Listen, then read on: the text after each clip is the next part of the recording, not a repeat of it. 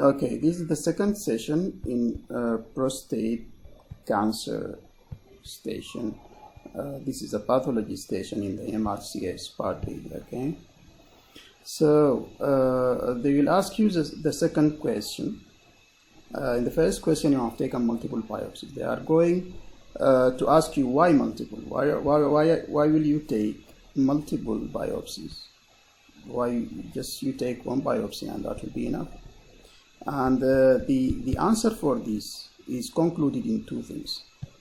Okay, number one, you do not want to underdiagnose. Okay, because this is very bad, missing B. And number two, you do not want to misdiagnose.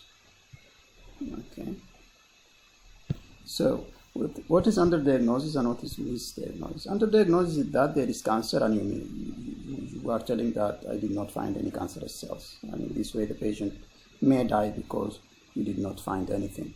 So first of all, you have taken multiple biopsies because the amount is scanty. With every sample you take a very small amount, and this amount may not be enough to show you what's going on there. So when you take from 6 or 14 or 45 points, this will give you a better chance to find cancerous cells. This is number one.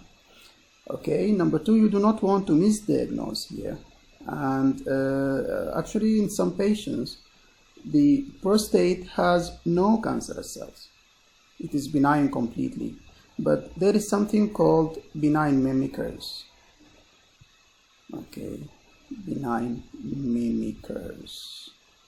And these benign mimickers actually, or benign mimickers of cancer, they mimic cancer, but they are not cancerous cells. And you find these and you tell that this patient has cancer, and you go there and you start your workup and you take his prostate out and start radiotherapy, and he's innocent. Okay, so these two things you do not want to do. You do not want to misdiagnose, and in this way you are going to diagnose some patient with cancer and he is not. And you do not want to underdiagnose, and in this way the patient may die also of cancer. Okay, so that is why you are taking multiple samples from different areas, and in this way you can be sure to such a degree that if there is anything, you will find it. Okay, so actually there are some researches that are telling that the sensitivity of needle biopsy, ultrafine needle biopsy for prostate cancer or for the prostate will increase by 30% to 35% if you take more than 6 biopsies, as we did in the last session. So if you take 14, it is better than 6. If you take 45, it is better than 14, and so on. Okay, so this is the first point here. So we go to the next question, and they are going to ask you are taking this sample through the rectum, right? So how can you differentiate the rectum or the rectal cells from the prostatic cells? How can you differentiate between them? Because you will go by your gun and needle through the rectum to the prostate. How can you differentiate between these two tissues? And actually you have two answers here. The first of all, and actually I advise you, if you are stuck and you cannot answer the question of differentiation between any 2 tissues or 3 tissues or whatever in any station, remember this one. IHC. Okay, immunohistochemistry. They love this. They love this abbreviation and this word. IHC or immunohistochemistry.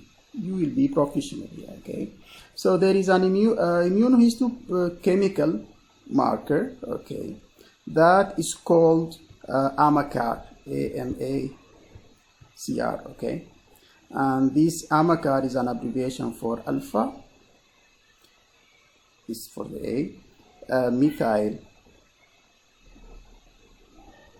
and this is for the M, acyl, and this is for the A again, coenzyme, and this is for the C, and finally A resmatase.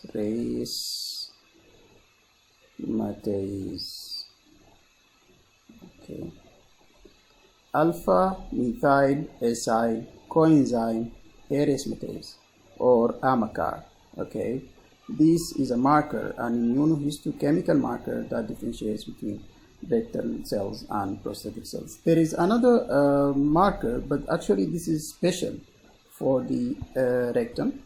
Okay, and this is actually it is a way to examine actually, and this CEA.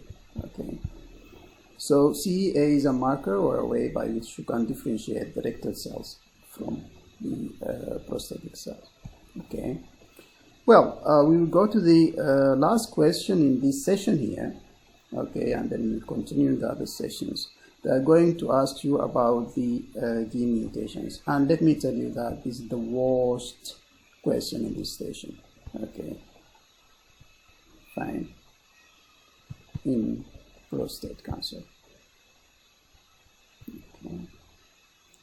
And gene mutations are the worst question in any station. Not only this, and because it will take time, you are going to finish it in the next session. Okay.